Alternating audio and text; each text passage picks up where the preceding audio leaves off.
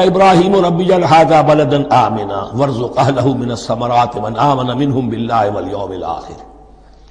اور یاد کرو جب کہ ابراہیم نے کہا تھا اے میرے پروردگار اس گھر کو امن کی جگہ بنا دے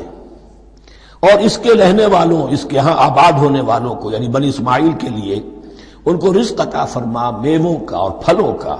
من آمن منہم باللہ والیوم الآخر۔ اب یہاں حضرت ابراہیم خود رک گئے کہ میں اپنی ساری اولاد کے لیے یہ دعا نہ کروں، اس لیے کہ وہاں روک دیا گیا تھا لا ینال عہد الظالمین۔ تو جو بھی ان میں سے ایمان اور عمل صالح والے ہوں اور یوم آخر پر ایمان رکھتے ہوں،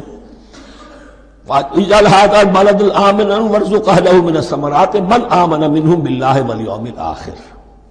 اب یہاں دیکھیے اللہ تعالیٰ نے گویا کہ ہم کہیں گے ازرہ شفقت مسکراتے ہوئے گویا کہ فرمایا کہ ابراہیم قال ومن کفر، تمہاری اولاد میں سے جو کفر کرے گا فأمتعہ قلیلا، اس کو بھی میں دنیا کا ساز و سامان تو دوں گا، امامت میں شامل نہیں کر سکتا، لیکن یہ کہ دنیاوی طور پر مال و متاع جو ہے وہ ان کو بھی میں دوں گا۔ ومن کفر فأمتعہ قلیلا ثم اضطرہ الی عذاب النار، ہاں پھر اسے کشاں کشاں لے آؤں گا جہنم کے عذاب کی طرف، وبئس المصیر، اور وہ بہت ہی بری جگہ ہے لوٹنے کی۔